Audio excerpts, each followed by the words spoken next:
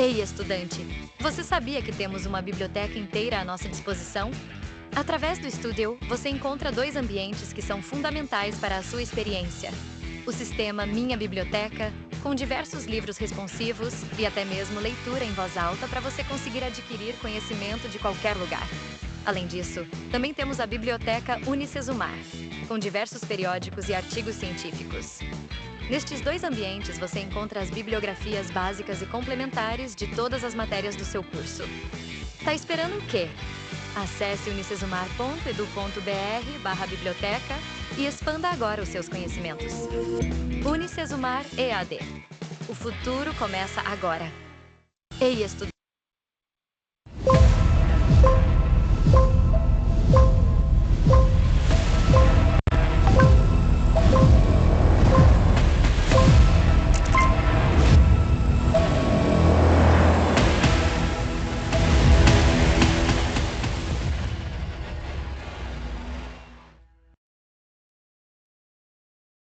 Boa noite, pessoal. Bem-vindos à nossa segunda aula de hoje. Pessoal, então hoje nós teremos, para quem acompanhou o comunicado, acredito que vocês que estão aqui viram, né? Nós teremos duas aulas em sequência dessa disciplina. Então, começando agora pela aula número 3, que é a reposição da semana passada, nós vamos sair desse link depois e vamos entrar no link da aula número 4. Então, só um lembrete para vocês, pedir que vocês fiquem atentos às atividades. A atividade 2 já está disponível para vocês podem responder. Fiquem também atentos aos prazos da atividade número 1, que ela se encerra um pouco antes do final do módulo, né? Então tem um prazo um pouco mais curto. E vamos aproveitar então a aula. Professor, boa noite, bem-vindo. Fique à vontade, a aula é toda sua. Boa noite, obrigado, professor Renan. Boa noite a todos, tudo bem, pessoal, com vocês? Espero que vocês estejam bem. Hoje vocês vão ter uma overdose de aula comigo. Vamos nessa. Vamos começar, eu já vou compartilhar a tela aqui. Só pedir um favor para os alunos, para quem tiver no grupo da turma, avisar o pessoal que nós estamos nesse link da terceira aula, tá? Porque possivelmente algum aluno vai entrar no link da quarta e vai ficar lá aguardando. Então eu agradeço se vocês puderem avisar lá no grupo de vocês.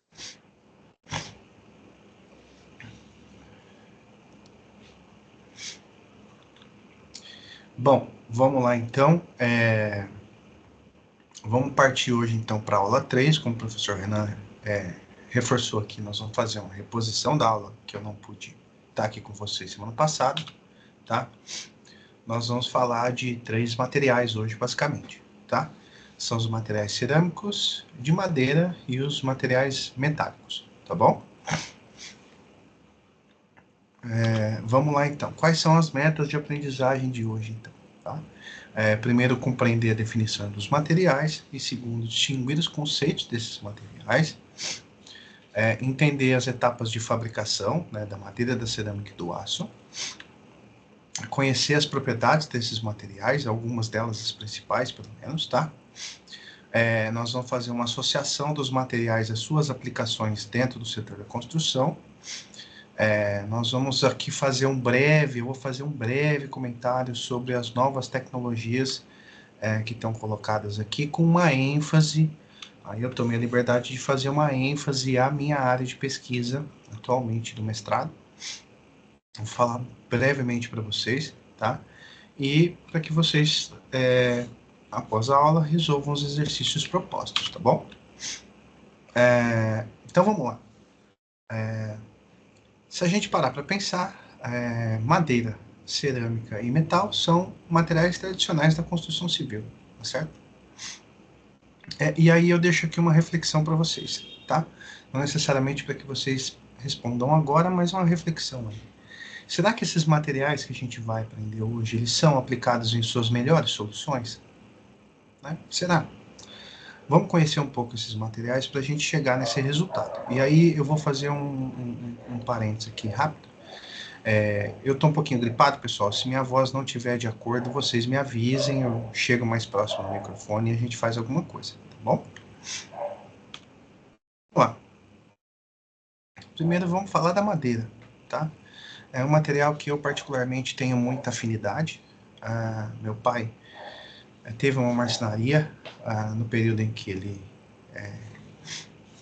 eu nasci até o período em que ele faleceu. Ele teve uma marcenaria, eu também tranquei minha faculdade um período para poder tocar essa marcenaria e não consegui prosseguir, tá? Então eu tenho um apego emocional à madeira, tá?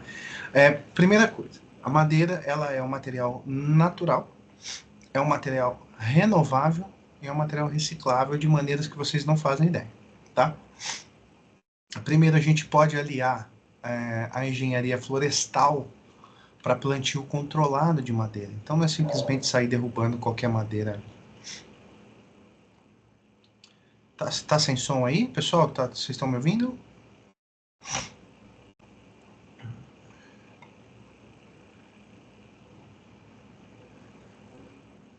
Tá, beleza. Dá uma conferida aí, Flávio. Ver se não tem algum problema aí, tá bom? Quando a gente tem o plantio controlado, a gente não depende da madeira nascer naturalmente, tá? Quando a gente tem um plantio controlado, obviamente a gente consegue maximizar as propriedades da madeira que a gente vai usar, tá bom? E um ponto importantíssimo que quando a gente fala de sustentabilidade em relação à madeira é o sequestro de carbono. Detalhe, vocês já ouviram falar sobre sequestro de carbono? Né? Então, o que é o sequestro de carbono? Nada mais é do que o processo de remoção do dióxido de carbono da atmosfera, tá? E eu vou armazenar esse dióxido de carbono em algum lugar. Beleza, Roberto, vamos lá. Eu vou fazer esse armazenamento em reservatórios naturais ou artificiais, tá? Qual que é o primeiro armazenamento? É a fotossíntese realizada pelas plantas, tá? O segundo são os oceanos. O terceiro são os solos. E, por último, tecnologias de armazenamento, tá? Como a gente está falando de madeira aqui, a gente basicamente pega em relação ao solo, indiretamente e diretamente sobre a fotossíntese, tá? Então, o que acontece? Para cada 1 metro cúbico de madeira que a gente usa na construção, ele sequestra, ou seja, ele retém 1 tonelada de gás carbônico da atmosfera. Então, é um elemento muito interessante quando a gente trata dessas questões de sustentabilidade, tá? Vamos lá. Então, onde é que a gente utiliza a madeira? Tá? A lista é extensa. A gente poderia trabalhar até um pouco mais nessa lista, mas nós colocamos aqui, basicamente, os mais utilizados, tá? Primeiro, a gente utiliza a madeira em fabricação de papel, né? A utilização da celulose. A gente utiliza a madeira para embalagens. A gente utiliza a madeira para móveis, para tapumes. Tapume, vocês sabem o que é tapume? Se vocês não souberem, coloque aí que eu respondo para vocês. Escoras, tá? Formas de concretagem, estruturas, propriamente dita, né? A gente vai trabalhar em vigas, pilares e lajes. Existem outros tipos de estrutura, eu vou abordar com vocês aqui rapidamente. Forros, tá? Telhados, e aqui telhados é a estrutura do telhado, tá bom?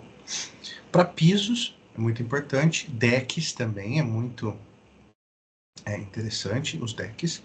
Rodapés e rodatetos, que são aqueles elementos de acabamento, tanto do piso quanto do teto, tá? Portas e esquadrias. Exatamente, Gilson. O tapume, Jéssica, é aquela chapa de compensado de madeira que vai fazer o fechamento das obras, tá? A obra não ficar exposta, enfim, é um regulamento que exige isso, bom? E aqui ao lado eu coloquei uma imagem interessante para vocês, de uma edificação feita 100% em madeira, com tecnologias de madeira avançadas, tá? Que aqui vai fazer uma combinação de CLT com MLC, tá? Vamos lá, classificação da madeira, tá? Então a madeira a gente tem as endógenas, que é a geminação interna, tá? Essas madeiras, elas são separadas nesses dois grupos. Então, as madeiras ocas, palmeiras e bambus, elas são as endógenas, né? Eu até coloquei aqui, deixa eu ativar o laser, que funciona muito bem nas outras aulas, né? A gente tem aqui o bambu, tá vendo? O broto de bambu, ele vai crescendo, tá? Ele vai crescendo de fora para dentro, tá? Ele vai crescendo de fora para dentro e vai subindo, tá? Mesma coisa as palmeiras, né? E as exógenas, tá bom? Que são as de germinação externa, tá? Ela é o crescimento de anéis. Então tem aqui a seção, né, transversal de um tronco de árvore, que coloca aqui os elementos principais do tronco dessa árvore. Então a gente tem o cerne, que é o meio da árvore, o alborno, que são os anéis finais ali, o câmbio, que é basicamente as camadas de transição do alborno para a casca, tá? E a gente tem no meio desse tronco a médula, ou medula, tá? Que é onde vão passar a grande parte dos nutrientes. Então a gente vai ter esses crescimentos por anéis, né? Os anéis vão crescendo conforme a árvore cresce junto, tá?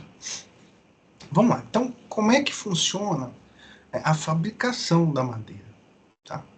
Então, basicamente, aqui a fabricação da madeira começa na extração, tá? Então, eu vou ter a colheita e extração de troncos de árvores na natureza de origem legal. Origem legal são regiões certificadas, com madeira controlada, não pode ser madeira nativa, tá? Então, eu vou tirar galhos, eu vou tirar esses galhos e essas árvores são cortadas em toras, tá? Dependendo da empresa, do tamanho da empresa, da automação dessa empresa, eu já vou fazer cortes para deixar essa tora retangular, até porque eu consigo transportá-la de maneira mais fácil, cortada ela em seção retangular do que a seção em tora, né, circular, tá? Em seguida, a gente tem o desdobro da madeira. O que é o desdobro da madeira? Eu vou serrar essa tora, tá, em tábuas e pranchas, tá? Esse tipo de desdobro tem 3 tipos de desdobro, que é o normal, o radial e o misto, tá? Vou explicar eles um pouquinho mais para frente. Depois eu tenho a secagem da madeira, tá? A secagem da madeira é assim, eu vou tirar a madeira da natureza, a madeira tá em estado natural, tá verde, tá úmida, né? Conforme a madeira vai secando, eu aumento a resistência dela e eu também aumento a durabilidade, tá? De preferência, eu utilizar madeiras secas naturalmente, ou em estufas ou fornos, tá? Por quê? Porque se eu deixar essa madeira secar de forma inadequada, eu vou trazer muitos problemas para essa madeira, tá? Eu vou ter rachaduras, eu vou ter fendas e eu vou ter abaulamentos, tá? Sabe quando a tábua de madeira dá aquela entortada, tá? É porque ela foi seca de maneira irregular, tá? E aí, por fim, eu vou fazer a comercialização, tá? Eu vou pegar essa madeira serrada, vou vender em vários comprimentos. Obviamente, esses comprimentos vão variar muito de madeira para madeira, mas comercialmente, as peças de madeiras mais comuns são de comprimento máximo de 3 metros, tá? E aí eu vou ter diferentes larguras, diferentes espessuras, e aí eu tenho os seus nomes populares, tá? Eu tenho pranchões, pranchas, vigas, vigotas, caibros, tábuas, sarrafos e ripas, tá? Vindo dos pranchões para as peças maiores, para as ripas as peças menores, tá bom? Então, o que é o tal do desdobro, né? Que nome esquisito, tá? Então eu tenho aqui uma imagem mostrando aqui como são os 3 tipos de desdobro, tá? Primeiro eu tenho o desdobro normal, então eu vou pegar essa tora aqui e cortar elas paralelamente, tá? Então elas vão ter diversos tamanhos diferentes, tá? Não vai ter aqui uma utilização muito específica, tá? Não vou entrar em muitos detalhes de características de madeira, senão a gente vai se alongar demais. Mas dependendo da posição onde está aqui os anéis da madeira, tá? Interferem aonde eu posso utilizar a madeira ou não, tá? Eu tenho o corte radial, tá? Ele vai partir de maneira radial, tá? Então eu tenho uma orientação ortogonal aos anéis de crescimento, lembra, né? Os anéis de crescimento estão dando as voltas aqui, né? Então essas peças aqui, elas vão estar com as suas linhas de fibras aqui dos crescimentos da madeira de maneira ortogonal. E aí eu tenho o desdobro misto, tá? O desdobro misto geralmente é um dos mais utilizados, porque ele obtém um maior rendimento da madeira, tá bom? E de novo, a depender da posição da madeira, e da dimensão dela, eu vou utilizar para uma peça específica, tá bom? Isso no desdobro misto, ok? Vamos lá, vou ficar atento ao tempo aqui para não sair correndo como foi na última aula, né? Então vamos lá. E aí a gente tem as madeiras industrializadas, tá? E aqui é importante a gente lembrar de industrializado nada mais é do que um componente, um material que passou por processos industriais, tá? Na sua produção, na sua fabricação, tá? A gente tem o primeiro modelo, que é o MDP, tá? Que é o Medium Density Particle Board. Nossa, meu inglês está horrível, né? Que são essas aqui, então são placas de média densidade de partículas, tá? Então a gente tem aqui um acabamento externo mais refinado, né? E aqui dentro a gente tem essas partículas, tá? Então essa peça aqui, ó, ela tem bastante ar aqui dentro, então a peça é mais leve, tá? Depois a gente tem o MDF, que é o mais famoso de todos, tá? Que é o Medium Density Fiberboard, tá? Que é esse danadinho aqui, que parece um papelão, tá? É uma peça bem pesada, bastante utilizada em móveis, tá? Depois a gente tem o aglomerado, tá? O aglomerado nada mais é do que uma peça um pouco menos refinada em termos de processos industrializados do que o MDP, tá? Então essa peça aqui de aglomerado, tá? Ela é muito muito comum a gente ver em móveis de baixa qualidade, baixo valor, tá bom? Porque ela começa a esfarelar, literalmente, tá? O MDF e o MDP têm problemas muito sérios, assim como qualquer madeira, né? Que é a relação com a umidade, a relação com a água, tá? O MDF incha, né? O MDP e o aglomerado, eles esfarelam, eles incham também, porque eles vão absorver água, mas eles esfarelam, tá? E a gente tem o OSB, que é o Oriented Strand Board, tá? Que é esse amarelinho aqui, que é muito utilizado num sistema construtivo que está começando a se popularizar cada vez mais no Brasil, que é o wood frame, tá bom? Existem até condomínios, empreendimentos imobiliários financiados pela Minha Casa Minha Vida, que utilizam o wood frame como tecnologia possível.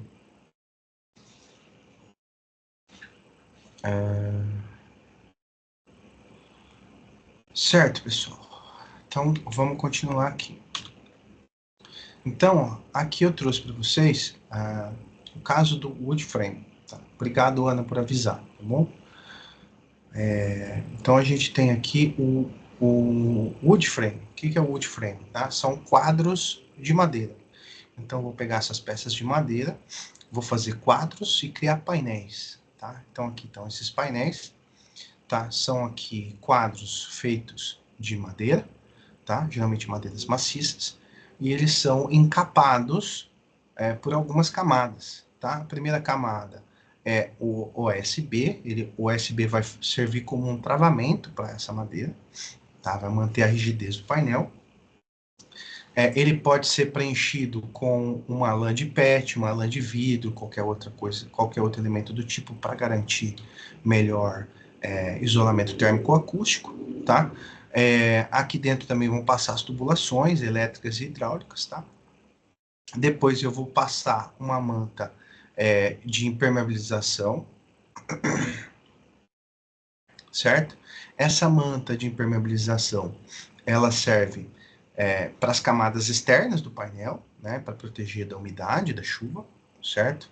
Em seguida, eu tenho a placa cimentícia que pode ser aplicada a um material por cima. Eu posso tanto fazer alguns montantes aqui, tá? Quanto posso aplicar chapa cimentícia direto sobre o USB, tá? E do lado interno, eu tenho a utilização de uma chapa de gesso acartonado, tá? Esse gesso acartonado que a gente conhece do drywall, tá bom? Então aqui é uma casa de wood frame pelada, né? Ela tem só estrutura de madeira e ainda está sem os painéis. É uma construção muito utilizada, principalmente nos Estados Unidos e no Canadá. Vamos lá. Madeira laminada colada. O que é madeira laminada colada? Então eu vou fazer aqui lâminas de madeira, tá? Pranchas aqui, vigas, certo?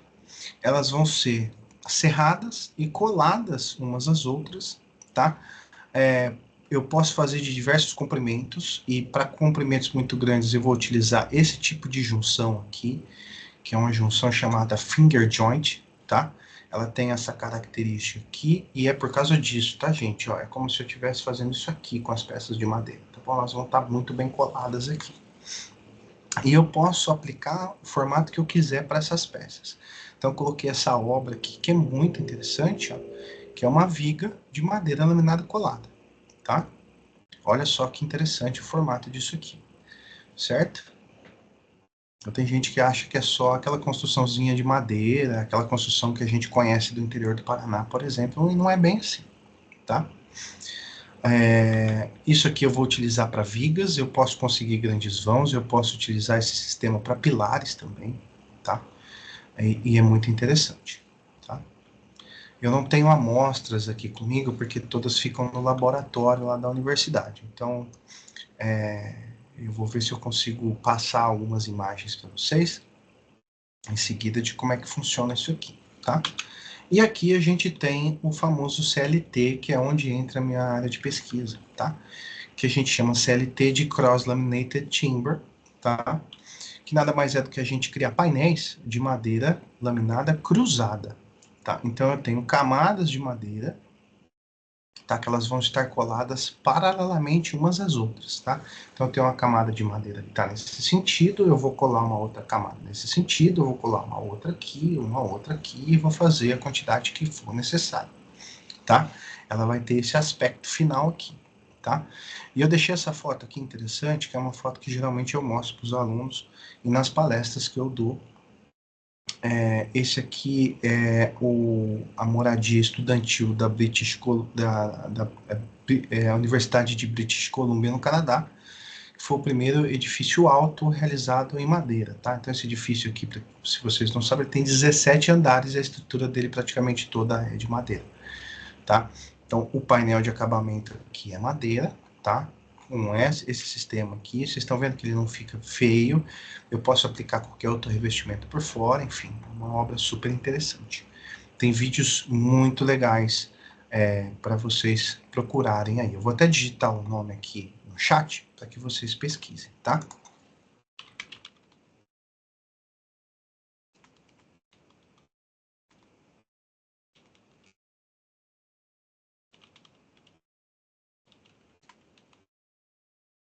Tá aí, tá? Chamado de Tall House, certo? O primeiro de muitos edifícios de vários pavimentos realizados em madeira, certo? Vamos lá, então. Vamos seguir aqui. Só que, como qualquer outro material, pessoal, a madeira tem problemas. Tá? O primeiro problema da madeira é fungos, tá? E aqui eu vou voltar um pouquinho, que o grande problema da madeira é a umidade, tá bom? A madeira é um material higroscópico, ou seja, ele absorve a umidade, tá? A madeira nada mais é do que vários tubos, né? Vários tubos vazios, quando a gente corta, que eram esses tubos onde passavam a seiva, tá? E esses tubos, eles precisam ser tampados, fechados, ocupados, tá? Então a gente precisa fazer o tratamento devido. Principalmente durante o processo de armazenamento, como eu falei para vocês, da fabricação, quanto tanto das obras em madeira. Eu não posso ter nenhuma edificação em madeira que tenha contato direto com o solo. Eu preciso ter afastamento de umidade, tá? Porque senão vai dar fungo. Certo? Então aqui dá para ver, ó, um elemento de madeira com bastante fungo, tá? Algumas madeiras em determinadas situações podem ser atacadas por bactérias, e aí a madeira é praticamente inutilizada, tá? E aí a gente tem esses bichinhos bonitinhos aqui, tá? Eu não sei se vocês já viram, né? A madeira sofre ataque de 2 tipos de insetos, tá? Esse de baixo aqui, eu acho que é um inseto que todo mundo já ouviu falar, e todo mundo provavelmente já passou em algum momento na vida, que é a presença de cupins, né? Mas esse aqui é o pior, que é a broca, tá? Por quê? O cupim é fácil da gente identificar, né? Fica aquele pozinho, a gente vê o pozinho de resto da digestão que eles fazem, tá? Já a broca não dá para ver, tá? E elas fazem aqui um estrago considerável. E para a gente evitar esse tipo de trabalho, de problema com a madeira tem que passar por um tratamento químico, geralmente por imersão em inseticidas, tá? E assim, não é nada muito elaborado não, tá? Ácido bórico e bórax são suficientes para fazer o tratamento desses, contra esses insetos, tá bom? A madeira em si, a gente tem que, por projeto, evitar o contato da madeira com o solo ou qualquer áreas úmidas, né? E sempre prestar atenção na secagem da madeira, tá? E aí, como eu disse para vocês, a relação de propriedade em relação à umidade, por ela ser esse material higroscópico, ou seja, ela pegarem a umidade que está no ambiente e passarem para ela, e ao mesmo tempo perderem essa umidade conforme seca, ela vai sofrer contração, né? Ou seja, ela vai diminuir o seu tamanho, tá? E ela vai sofrer inchamento, ou seja, ela vai aumentar o seu tamanho e o seu peso. Então, quando existe essa contração na madeira, é onde ela enverga, ela entorta, ela seca errado, tá? E o inchamento, ela fica maior, ela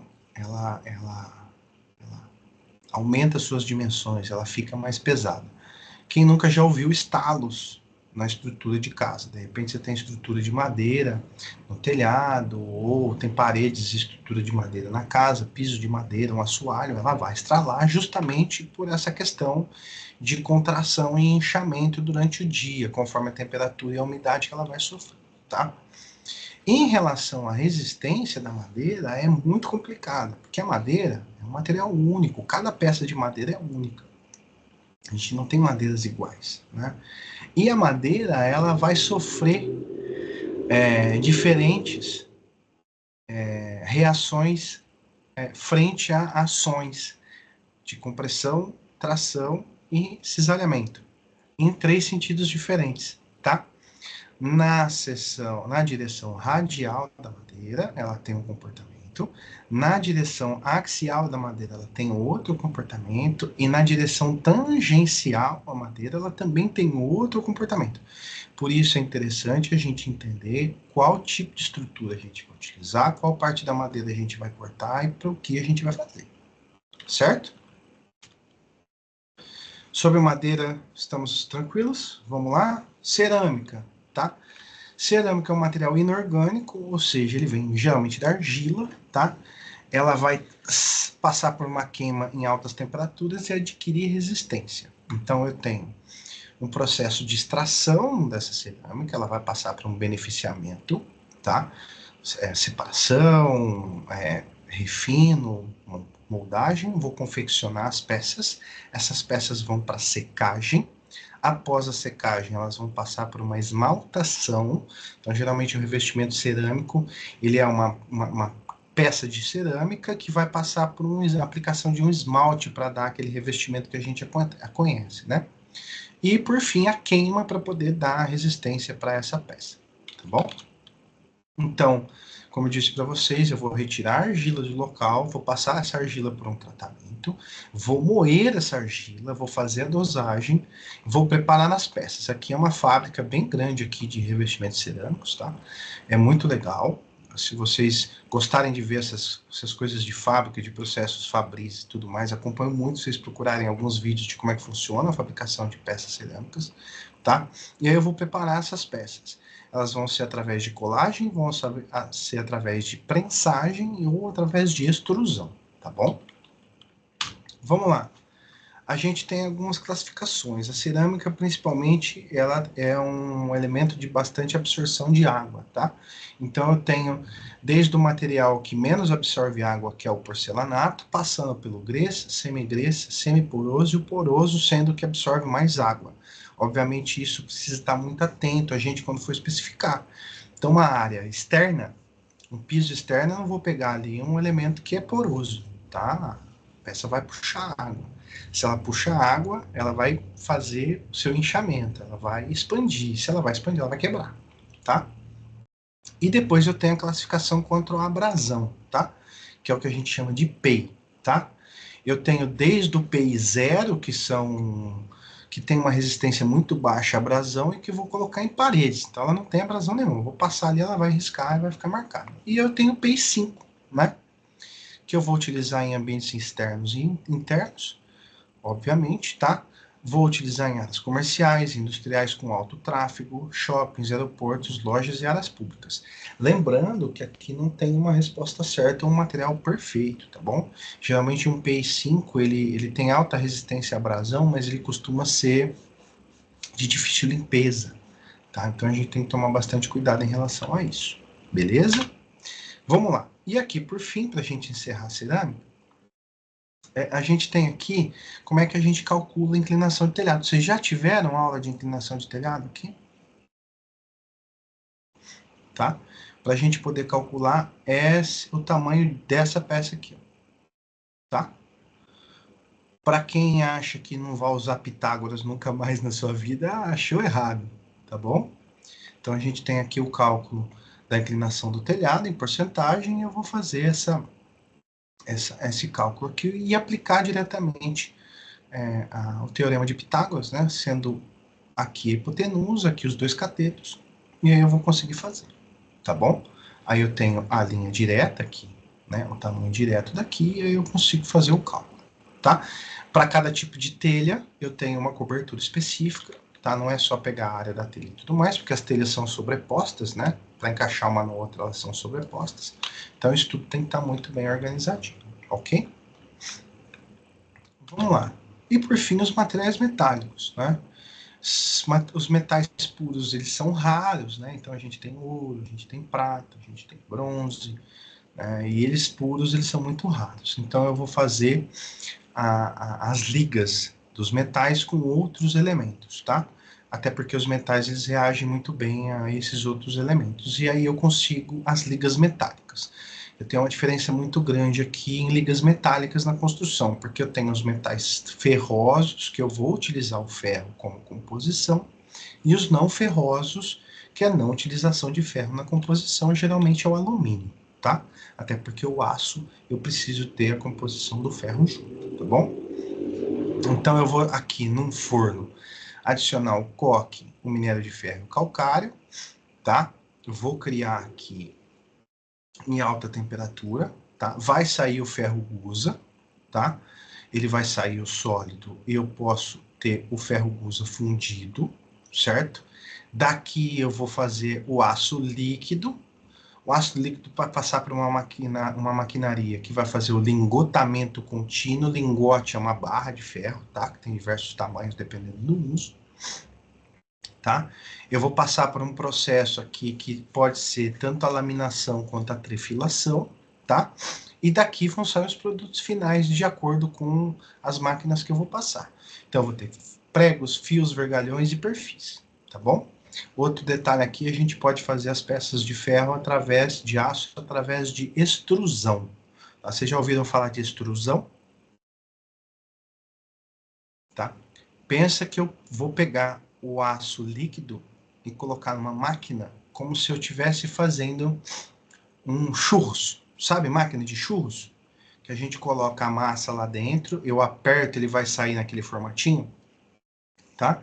Então, aqui o aço vai acontecer a mesma coisa. Eu vou ter uma máquina extrusora que vai ter esses perfis aqui, quando é o perfil não soldado, tá? Ele vai sair inteiro, certo? Vamos lá. Então, como é que funciona? A laminação, ela vai ser a quente ou a frio, tá? Na laminação, eu vou ter chapas, vergalhões, barras, arames, pregos, vigas, calhas e trilhos, etc. Então, o que que é?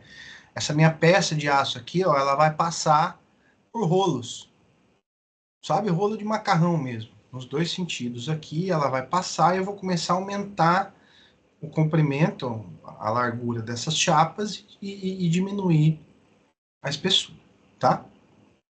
A trefilação é para a gente criar fios, tá? De filamento, certo? Então, arames, fios, barras, vergalhões, tá?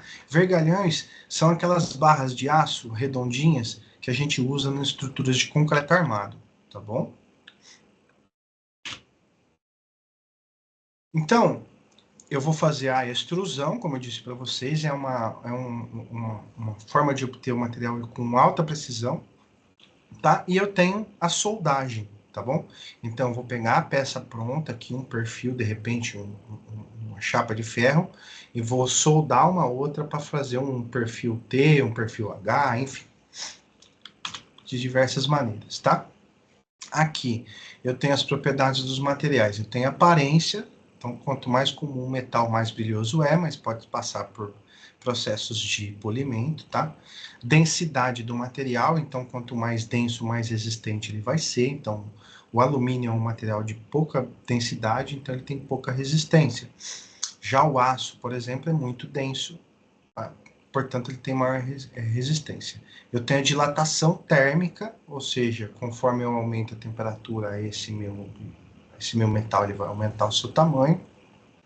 Metais são materiais extremamente condutíveis, tá? Então, eles vão ter uma alta condutividade térmica e elétrica, é por isso que a gente usa fios de aço, fios metálicos, né? E o contato do aço diretamente com o oxigênio, que é a nossa atmosfera, ele vai passar por processos de corrosão. Aí eu vou aplicar tintas específicas, alguns tratamentos específicos para que isso não aconteça, tá bom? Metais são basicamente muito resistentes à tração, ou seja, a esticar o material aço, por isso que a gente usa em composição com os materiais, com o concreto no concreto armado, tá? A gente tem a ductibilidade, que nada mais é uma característica do material conseguir se deformar a ponto de não perder a sua resistência. Então, quando a gente tem um material frágil aqui, ó, então vocês estão vendo um gráfico aqui que a gente chama de gráfico tensão-deformação, tá? Conforme eu tensiono esse material, ele vai deformar, só que se eu for um material frágil, ele vai chegar num ponto de ruptura aqui, tá? Certo? Já um elemento dúctil, não, o que vai acontecer? Eu vou deformar, ele vai aplicar uma tensão, a deformação vai diminuir, a tensão vai diminuir, a deformação vai continuar um pouco e ele vai romper, tá? Então, esse aqui é o ponto interessante para que vocês entendam esse gráfico, principalmente, tá? Beleza? A dureza do material vai ser de acordo com a sua densidade, tá? E a sua tenacidade, ou seja, a sua maneira de eu moldar esse material da maneira que eu quiser, tá bom? Beleza? Então, vamos lá. Importante aqui a gente continuar com as reflexões, né? Quando a gente conhece as propriedades desses materiais, então, a gente pode entender os seus limites, ou seja, para onde eu posso aplicar esses materiais, tá? Aí a pergunta que fica para vocês: quais tipos de obras que vocês se habituaram a ver em nosso dia a dia com esses materiais, tá? E sabendo dos limites, sabendo o que o material pode fazer, será que existe dificuldade para a gente propor novas ideias, tá? Então fica essa reflexão para vocês. Eu encerro a aula aqui. Se vocês quiserem fazer alguma pergunta, a gente tem um minutinho ainda, acredito que deu para responder.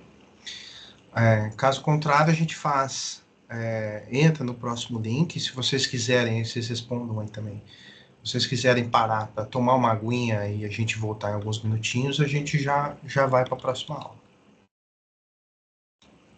Então, respondam aqui, por favor, se vocês querem que já dê continuidade com o conteúdo, querem um intervalinho de uns...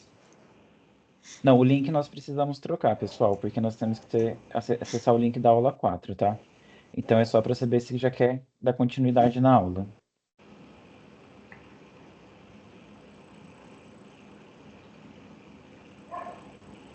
Vamos esperar 5 minutos, professor, a gente dá início na próxima aula? 5 minutinhos e a gente já entra no próximo link. Então, às 20h55 nós retornamos, tá, pessoal? Até daqui a pouco. Link da aula 4, tá?